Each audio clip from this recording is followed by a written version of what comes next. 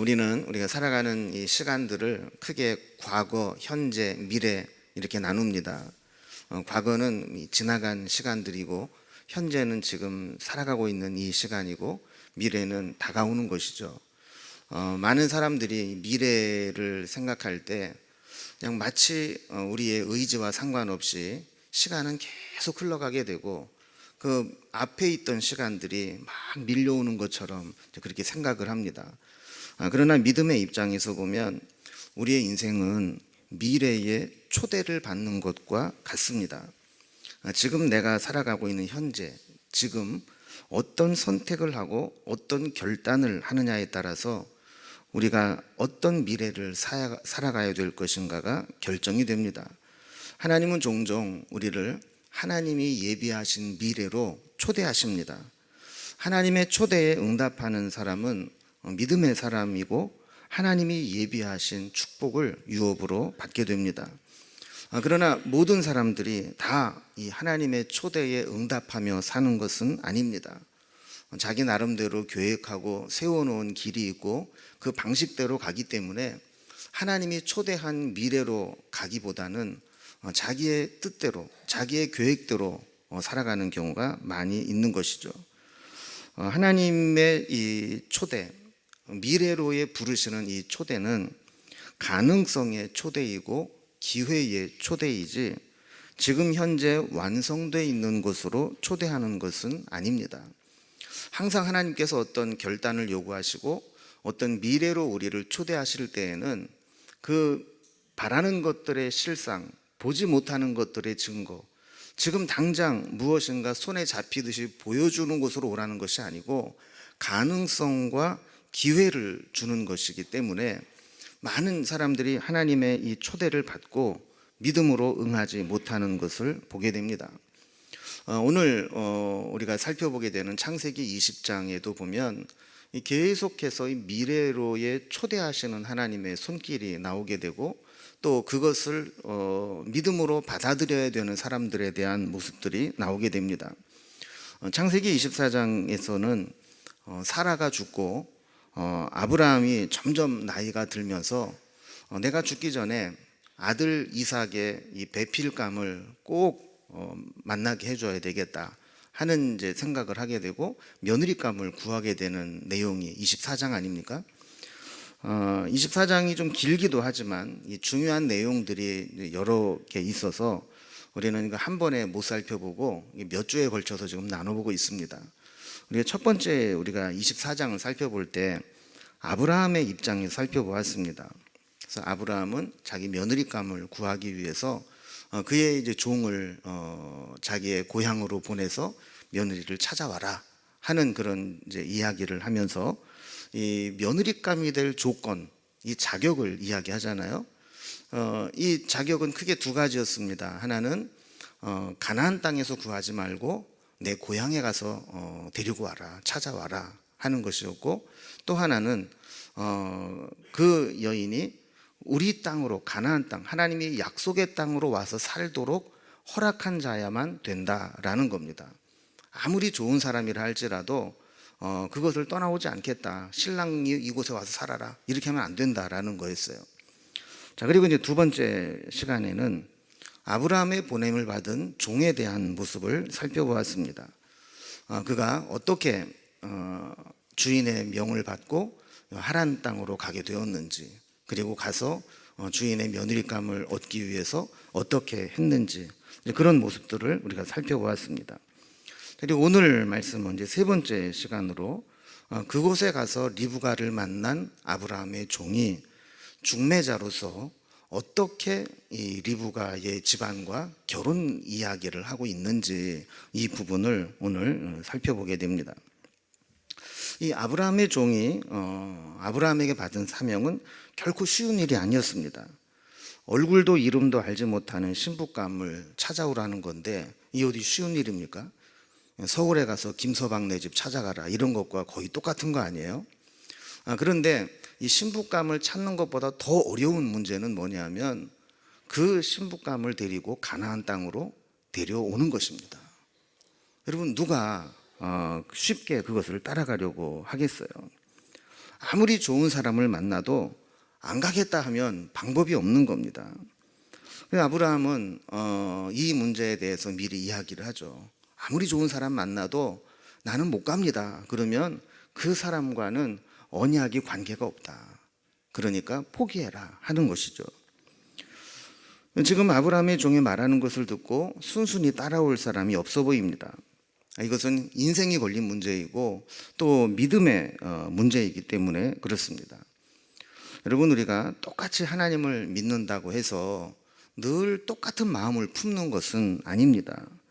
그가 가진 믿음, 그가 가진 가치관, 그가 가진 비전, 그가 가진 신앙의 수준, 그가 가진 헌신도, 이런 것들이 다 다르기 때문에 같이 하나님을 섬기고 같이 신앙생활을 해 나가는데도 삐걱거리는 일들이 생기게 되는 것이죠. 때로는 부부간에도 신앙의 차이가 나면 신앙생활을 함께 하는데 어려움이 있습니다. 한쪽은 믿음으로 헌신하고 주를 위해 살려고 다가가는데, 한쪽에서는 왜 그렇게 미친 듯이 신앙생활을 하냐, 좀 적당히 좀 하자, 적당히. 이렇게 하면 이 같이 하나님을 믿는 집안이라도 이 신앙생활 때문에 이 평화가 이루어지기가 어렵습니다. 여러분, 교회 안에서도 마찬가지죠. 다 하나님을 위해서 열심히 헌신하고 봉사하지만 세상적인 방식, 인간적인 방식으로 하나님의 일을 하려고 하는 사람이 있는가 하면 끝까지 성경적인 방식으로 하나님의 뜻대로 하려고 하는 사람도 있습니다. 그러다 보면 일을 하는 목표는 같은데 그것을 이루어가는 과정이나 방법에 있어서는 계속해서 부딪힐 수 있는 것이죠. 이 리브가의 집안이 하나님을 인정하고 믿는 집안이기는 하지만 지금 문제는 이것이죠. 아브라함의 며느리가 된다는 것이 얼마나 큰 영적인 축복이고 하나님이 예비하신 놀라운 일인가를 믿음으로 해석하고 받아들일 수 있느냐 못하느냐 하는 것이죠. 아브라함의 며느리가 된다는 것이 정말 하나님이 약속하신 믿음의 조상의 집안이 되는 것이고, 하나님이 늘 함께하는 집안에 들어가는 것이고, 하나님의 영적인 축복이 임하는 곳에 가는 것이다 라고 믿고 받아들인다면 올 수 있지만, 그렇지 않다면 아브라함의 집으로 떠나가는 것, 이게 결코 쉬운 문제는 아니었다라는 겁니다. 그러나 하나님은 이 아브라함의 종에게 리브가를 아주 순조롭게 만나게 하셨고, 또 그가 이 우물가에 도착해서 기도한 대로 기도가 마치기도 전에 이 리브가를 만나게 하시고, 또 기도한 대로 이 만남을 통해서 확인하게 되는 그런 일들을 경험하게 되죠. 그래서 아브라함의 종은 그에게 아주 값비싼 예물을 줍니다. 그 당시에는 이 코골이가 이 중요한 귀중품이었나 봐요. 그리고 이 손목걸이, 좀 팔찌 같은 거죠. 그거를 아주 예물로 주고 리브가의 집으로 인도함을 받아서 들어가게 됩니다. 이렇게 해서 아브라함의 종은 리브가의 집으로 들어가게 되고, 29절에 보면 그 집에 갔을 때 리브가의 오라비인 라반이 이 종의 일행을 영접하고 또 그 집의 대변인 역할을 하는 것을 보게 됩니다. 우리가 나중에 이제 50절을 보면 이 자리에는 라반만 있었던 게 아니에요. 리브가와 라반의 아버지인 부두엘도 함께 있었어요. 그런데 이 만남에 있어서는 라반이 이 모든 이야기를 다 주도해 가고 있고 그 집의 대변인 역할을 하는 것을 보게 됩니다. 아마 나중에 보면 그 머리가 잘 돌아가고 이 사기를 잘 치는 이 야곱도 등쳐먹는 것을 보면 이 라반은 보통 사람이 아니었던 것 같아요. 그 집안에 중요하고 큰 일이 있을 때 딱 나서서 계산을 탁 하고 손해보지 않고 협상을 하는 그런 대변인 역할을 이때부터 했었던 것 같아요. 그래서 아브라함의 종이 라반을 만나서 이 결혼 이야기를 이제 본격적으로 하게 됩니다. 31절에 보면 라반이 공식적으로 이들을 영접합니다. 그래서 라반이 이르되 여호와께 복을 받은 자여 들어오소서, 어찌 밖에 서 있나이까? 내가 방과 낙타의 초소를 준비하였나이다. 자, 이러면서 이제 일행을 맞아들이고 그를 위해 준비한 것들을 이제 제공을 하면서 결혼 이야기가 시작이 됩니다. 일단 여기까지 보면 아브라함이 왜 가나안 여인 중에 며느리감을 찾으라고 하지 않고 굳이 멀리 있는 하란에게까지 가서 하나님이 예비한 자를 찾아라고 했는가를 알게 됩니다. 그러니까 이 결론적인 이야기지만 아브라함의 종이 만난 사람이 누구였어요? 아브라함의 친족이었던 부두엘의 딸 리브가였어요. 그러니까 그 집안의 신앙이 어느 정도였는지는 우리는 분명히 알 수는 없지만 어쨌든 여호와께 복을 받은 자요, 이렇게 이제 영접하는 것으로 보아서 아마도 그도 하나님을 알고 있었고 적어도 하나님을 인정하는 그런 아주 적지만 믿음이 있었던 집안이라 이렇게 볼 수 있는 것이죠. 그러나 아까도 말씀드린 것처럼 이런 이 결혼 문제는 쉬운 게 아니었습니다. 가장 큰 문제는 아브라함이 보낸 종의 말만 듣고 결혼을 결정할 수 있느냐 하는 겁니다. 여러분, 우리나라도 옛날에는 중매자의 말만 듣고 속아서 결혼하는 경우가 있었습니다.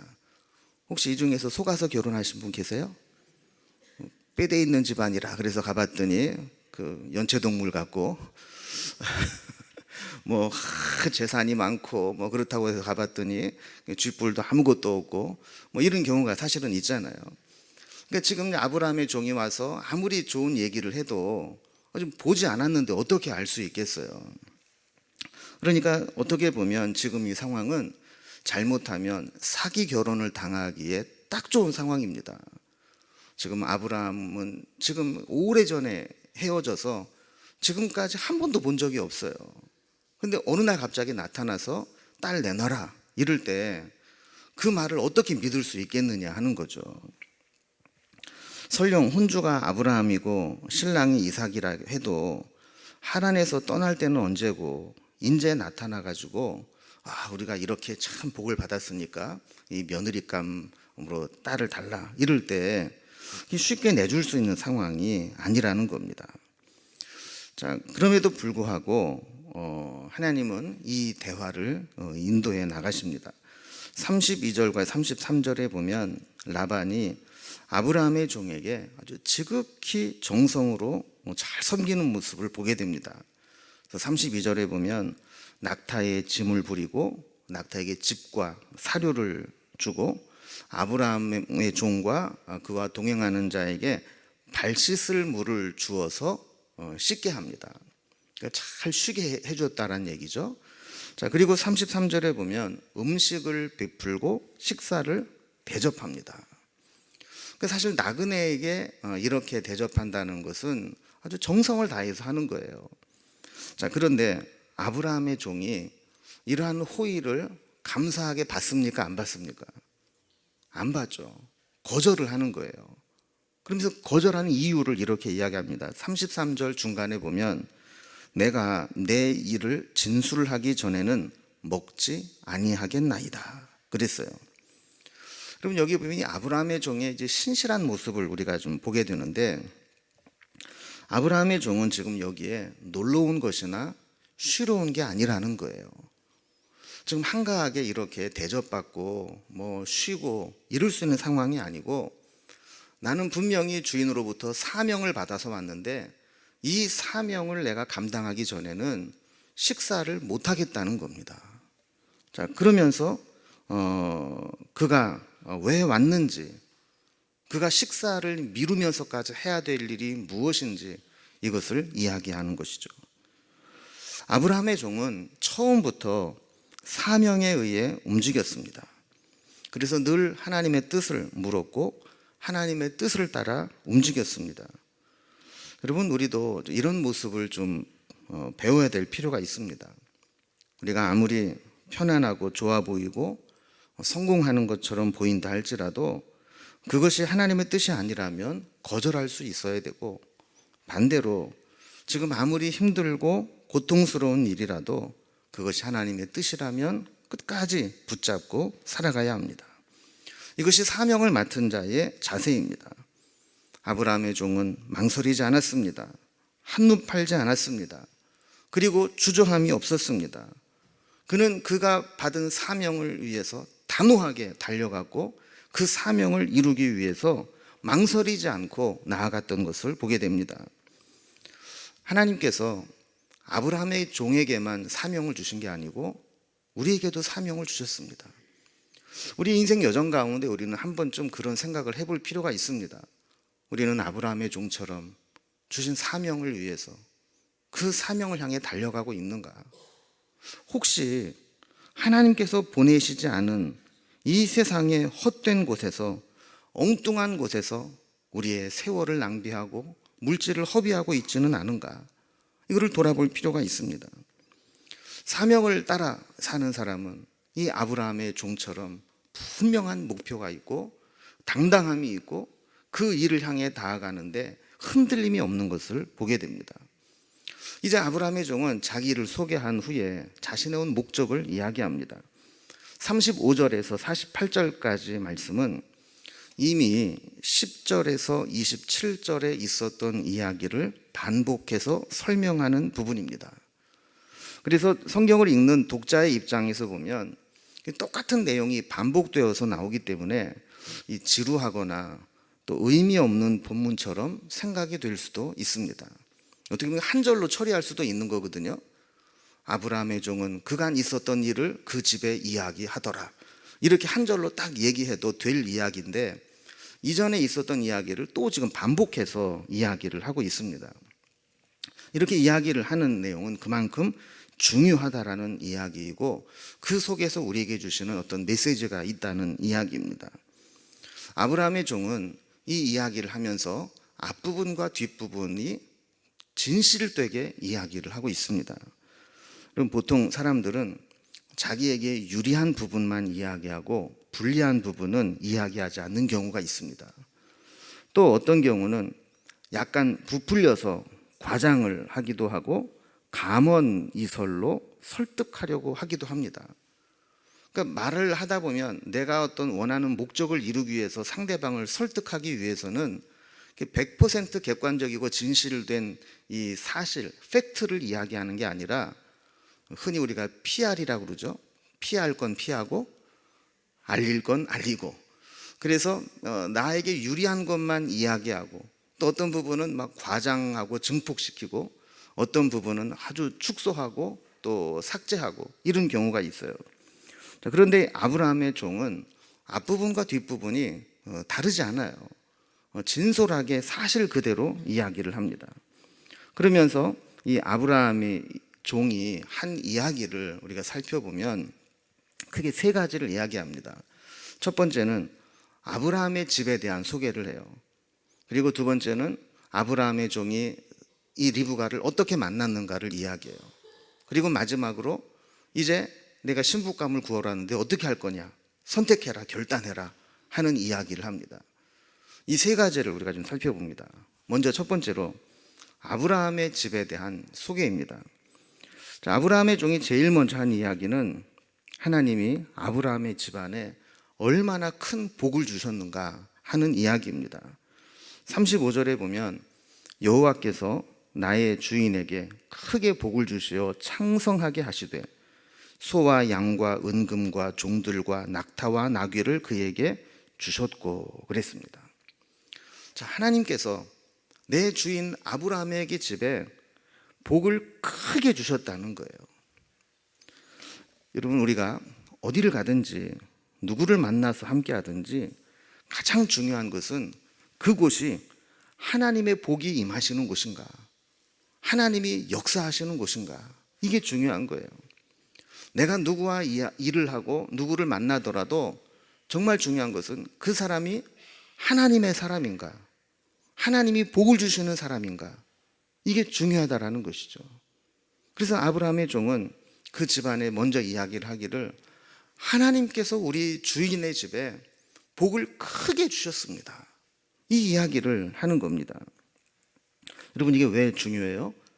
하나님이 역사하시는 곳, 하나님이 복을 주시는 사람과 함께하면 그 사람도 함께 복을 받기 때문에 그렇습니다.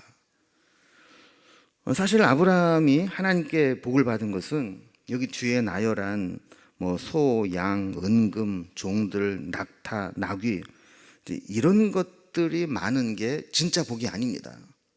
여러분, 진짜 복은 뭐예요? 하나님께서 아브라함에게 주신 영적인 약속이죠. 열국의 아비가 되고 믿음의 조상이 되고 그를 통해 하나님의 백성이 이루어지고 이 어마어마한 하나님이 함께 하시는 이것이 가장 큰 축복이죠. 그러나 이 아비멜렉의 종이 볼 때 그 집안의 믿음이 거기까지는 안 된 것 같아요. 그러니까 만약에 아브라함의 종이 봤을 때 이 집안의 분위기가 정말 신실하고 하나님의 뜻을 분별할 수 있는 영적인 분별력이 있고 이런 정도의 수준이 됐다면 우리 주인이 하나님께 큰 복을 받았습니다 라고 했을 때 이런 물질적인 얘기를 안 했을 거예요. 우리 주인은 자식도 없이 믿음으로 하나님을 따라왔는데 하나님께서 그 아브라함과 사라를 통해서 열국의 아비가 되게 하시겠다, 열국의 어미가 되게 하시겠다, 이런 약속을 주셨습니다. 그 집에 시집을 가게 되면 이 어마어마한 하나님의 유업에 동참하는 자가 될 겁니다. 아마 이런 얘기를 했을 거예요. 근데 아브라함의 이 종이 가만히 그 집안의 영적인 상태를 보니까 거기까지는 안 된 것 같아요. 하나님의 복을 설명하면서 물질적인 부분으로 접근을 합니다. 우리 주인의 종이 이렇게 지금 잘 삽니다. 요즘으로 말하면 강남에 빌딩이 몇 채가 있고 지금 집은 지금 뭐 몇 억짜리 집이고 저쪽에 지금 뭐 신도시에 땅을 사놨는데 지금 이게 계속 오르고 있고 지금 이 집에 시집을 가기만 하면 팔자가 펴져서 구자가 되고 그냥 뭐 앞으로 남은 생에는 뭐 걱정하지 않고 살아도 됩니다. 뭐 이런 얘기가 되겠죠. 그러나 아브라함의 종이 정말 이렇게 자신 있게 말할 수 있는 것은 아브라함의 종이 아브라함과 평생을 같이 하면서 하나님께서 아브라함에게 얼마나 큰 복을 주셨는가 이것을 너무나 잘 알고 있었기 때문에 그런 겁니다. 여러분, 사실 우리가 지금 창세기 강의를 통해서 아브라함의 인생 여정을 쭉 살펴보고 있지만 아브라함이 진짜 자기 땅 한 평 없어요. 내가 본토 친척 아비 집을 떠나 내가 네게 지실 땅으로 가라 그러면 그 속에서 뭔가가 있을 줄 알았는데 아무리 뺑뺑이를 돌고 돌아다녀도 자기 땅 하나 없었어요. 그가 처음으로 자기 땅 얻은 게 어디라고 그랬어요? 막벨라굴. 사라가 죽었을 때 그 매장지 하는 그 묘지, 그 땅이 처음으로 얻은 땅이었어요. 그러니까 이 아브라함이 그가 와서 하나님의 약속을 받고 왔지만 그가 정말 처음에 받았던 그 세상적인 것은 그렇게 뭐 자랑할 만한 것이 아니었어요. 정말 아브라함에게 큰 축복은 그가 어디를 가든지 하나님이 함께 하셨다는 거예요. 여러분이 수중에 가지고 있는 수많은 부동산과 재물보다 하나님이 함께 하신다는 것이 더 큰 재산임을 믿습니까? 일단 아멘은 하셨는데 여러분 만약에 둘 중에 하나를 선택하라고 하면 여러분 뭘 선택하시겠어요? 강남에 한 50억 하는 빌딩을 선택하시겠어요? 아니면 평생 하나님이 함께 하신다는 약속을 선택하시겠어요? 제일 좋은 건 두 개 다 받는 게 좋겠지만 여러분, 지금 아브라함은 하나님이 함께 하신다는 그 축복을 받았어요. 그래서 우리가 잘 아는 대로 조카 롯이 소알 땅으로 가서 경우도 없이 선택해라 그랬더니 낼름 좋은 땅 가지고 가서 소돔과 고모라에 갔잖아요. 그랬을 때 그돌라오멜이라고 하는 그 저쪽 지역, 그 바벨론 지역에 있는 왕이 연합군을 형성해서 쫓아와서 그 좋은 땅을 다 침탈하고 빼앗아 가지 않습니까? 이때 아브라함이 어떻게 했어요? 자기가 기른 사병 318명을 데리고 기습으로 뒤쫓아가서 그 연합군을 박살을 내고 빼앗긴 걸 다 쫓아오잖아요. 여러분, 이거 있을 수 없는 일이 일어난 거예요. 그 당시에 소알 땅에 있는 나라도 연합군으로 대적을 했거든요. 그런데도 패하고 다 뺏겼는데 그걸 무슨 아브라함이 그 몇백 명 데리고 가서 어떻게 이깁니까, 이것을? 이것은 하나님이 함께 하지 않으면 있을 수 없는 일이 일어나는 것을 아브라함의 종은 본 거예요. 또 때로는 아브라함이 실수를 해도 하나님이 그를 도우시는 것을 체험했어요. 아브라함이 어떤 실수를 합니까? 애굽에 내려갔을 때 바로 왕에게 자기 부인을 빼앗길 뻔해요. 또 그랄 땅에 갔을 때 거기에 아비멜렉이라는 왕에게 또 자기 부인을 빼앗길 뻔해요. 뭐 빼앗겼죠. 다 줬죠. 그런데 하나님이 막으셨어요. 여러분, 그 당시에 가장 힘 있는 사람은 왕 아닙니까? 왕도 함부로 못하는 사람. 왕이 아브라함의 아내를 빼앗아가도 하나님이 토해내도록 만드는 사람. 여러분, 뭐가 두려웠겠어요? 이거를 옆에서 지켜본 아브라함의 종의 입장에서는 아브라함의 집안에 들어가는 거는 진짜 땡 잡는 거예요. 아브라함의 집의 며느리가 된다라고 하는 것은 진짜 큰 복을 받는 거예요. 그래서 아브라함이 이렇게 큰 복을 받았습니다. 이 이야기를 하고 싶어도 그걸 받아들일 수준이 안 되니까 그냥 어떻게 얘기하는 거예요? 금과 은이 많고 양과 낙대가 많고 노비가 많고 이런 식으로 얘기를 한 거죠. 또 36절에 보면 아브라함에게 하나님께서 사라를 통해서 노년에 아들을 낳았고 그 아들이 이삭인데 아브라함이 그 모든 재산을 이삭에게 상속으로 주었다는 거예요. 여러분, 이게 자식이 또 많으면 재산이 많아도 이게 쌈박질하고 문제가 될 수 있어요. 근데 딱 독자예요. 하나밖에 없어요. 그러면 아브라함의 재산이 전부 누구게 되는 거예요?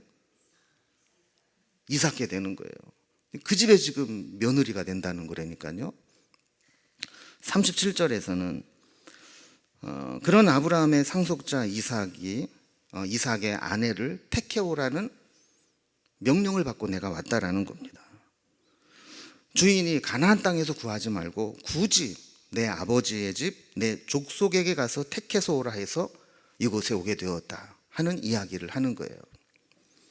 자, 크게 두 번째로 아브라함의 종이 하는 이야기는 리브가를 만나게 되는 과정에서 하나님의 인도하심을 이야기하는 내용입니다.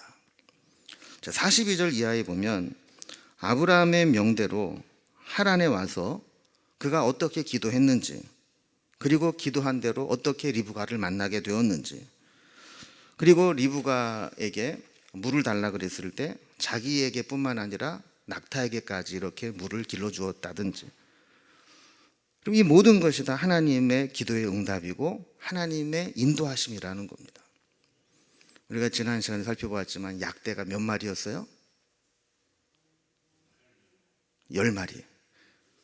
근데 이 목마른 낙타가 물을 마시려면 평균 10분이 걸린다는 거예요.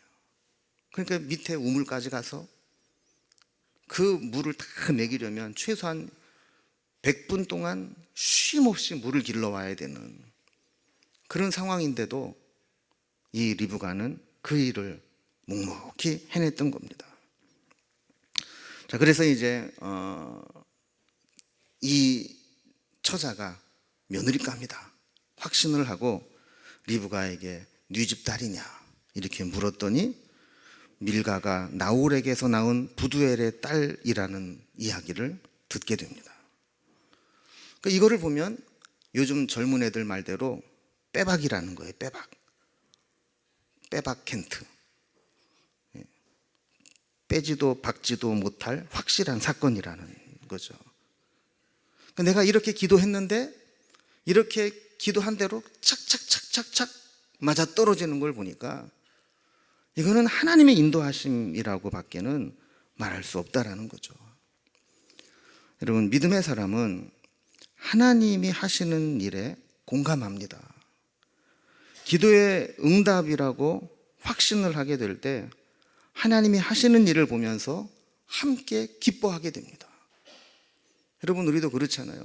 누가 믿음의 역사를 일으키고 내가 기도했더니 하나님께서 이렇게 응답하셨다라는 것을 딱 느끼게 되면 기뻐요, 안 기뻐요?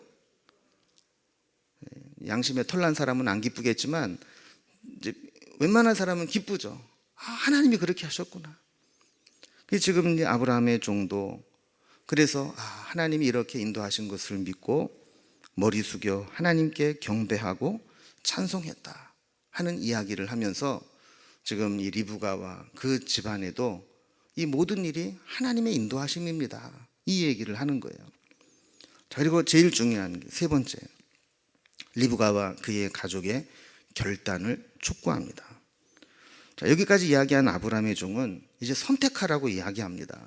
49절에 보면 이제 당신들이 인자함과 진실함으로 내 주인을 대접하려거든 내게 알게 해주시고 그렇지 아니할지라도 내게 알게 해 주어서 내가 우로든지 좌로든지 행하게 하소서 그랬어요.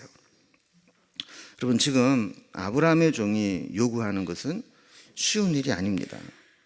리브가가 아버지 품을 떠나야 합니다.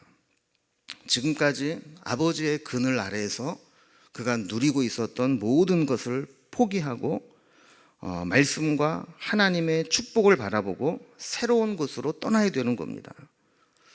만약에 지금 아브라함의 종을 따라간다면 어쩌면 다시는 하란 땅에 돌아오지 못할 수도 있습니다. 요즘 같으면이야 미국 아니라 아프리카 저 구석에 가서 이제 가면 언제 오나 이러고 슬퍼하지 않아요, 그죠? 돈만 있고 마음만 있으면 얼마든지 비행기 타고 오고 갈 수 있어요. 그러나 그 당시에는 교통도 용이하지 않고 또 생활 환경도 이렇게 유동이 있는 곳이 아니었기 때문에 어쩌면 지금 떠나가면 영원히 못 볼 수도 있는 그런 이제 상황입니다. 자, 그러나 아브라함의 종의 이야기를 듣고 만약에 떠나가야 된다면 그것은 자기가 한 번도 살아보지 않은 삶을 살아가야 되는 모험이었죠. 지금 아브라함의 종은 이렇게 라반과 그의 식구들이 차려놓은 음식도 먹지 않고 리브가와 그 집안 사람들의 결단을 촉구하고 대답을 기다리고 있습니다. 아브라함의 종은 그들에게 인생이 걸린 중요한 문제니 며칠 기도해 보시고 답을 주십시오, 이렇게 말하지 않았어요. 이 대답을 하기 전에는 내가 밥도 안 먹고 잠도 안 자고 그냥 기다리고 있을 겁니다, 그렇게 이야기를 했어요. 왜 그렇게 이야기를 했을까요? 아브라함의 종이 이렇게 할 수 있었던 이유는 지금 되어지는 이 과정이 내가 인간적으로 하는 것이 아니라 하나님이 역사하고 계심을 믿었기 때문이에요. 하나님이 그들의 마음을 움직이시고 또 하나님의 천사가 먼저 와서 그들의 마음을 만져주실 것을 믿었기 때문이에요. 아브라함의 종을 보낼 때에도 이 확신을 주고 기도했고 아브라함의 종이 하란 땅에 와서도 이것을 믿고 기도했어요. 여러분, 이것은 기도한 사람만이 가질 수 있는 확신입니다. 우리가 다음 시간에 살펴보겠지만 리브가와 그의 집안 식구들은 너무 쉽게 결단을 합니다. 그 어려운 결정을 너무 단호하게 결정을 내리는 것을 보게 됩니다. 이것은 하나님께서 리브가의 마음을 이미 움직이셨고 이미 하나님께서 역사하신 것이라고 밖에는 볼 수 없습니다. 리브가의 모습을 통해서 우리가 발견하게 되는 것은 그저 자신의 위치에서 성실하고 열심히 노력하며 살아가는 것이 반드시 성공적인 삶, 위대한 인생을 사는 것은 아니라는 것입니다. 리브가는 성실한 여인이었습니다. 직접 물을 길어 나올 정도로 집안일을 살피는 여인이었고 우물가에서 만난 여행객과 또 그의 가축에게까지 물을 다 길어줄 만큼 친절함과 관대함과 끈기가 있는 여인이었습니다. 그러나 이것만 가지고는 하나님의 위대한 일에 동참할 수 없습니다. 만약에 그것이 끝이었다면 성경에 기록되지 않았을 뿐더러 그냥 평범한 인생, 기껏해야 돈 많은 집에 시집 가서 사는 것으로 인생이 마쳤을 겁니다. 여기 한 가지 더 중요한 것이 있습니다. 그것은 아까 처음에 서론 부분에 제가 말씀을 드렸던 것처럼 하나님의 초대에 믿음으로 응답하는 것입니다. 하나님의 초대는 약속어음과 같습니다. 현찰이 아니라 약속어음처럼 미래에 대한 가능성의 초대이고 기회의 초대입니다. 이때 위대한 결단을 할 수 있느냐 없느냐, 여기에 따라서 그의 인생은 결정되게 됩니다. 여러분, 우리에게도 주님은 때로 미래로 초대하실 때가 있습니다. 그냥 편안하고 안락하고 안전한 곳을 택할 것이냐, 아니면 지금 당장 보이지 않지만 불확실성 속에서 말씀을 붙잡고 믿음으로 살아갈 것을 택할 것이냐, 이것을 우리에게 요구하실 때가 있습니다. 그때 우리의 기준은 항상 그곳이 하나님이 역사하는 곳인지, 그곳에 있는 사람들이 믿음의 사람이고 하나님이 함께 하시는 사람인지, 이것을 확인하고 결단할 수 있어야 합니다.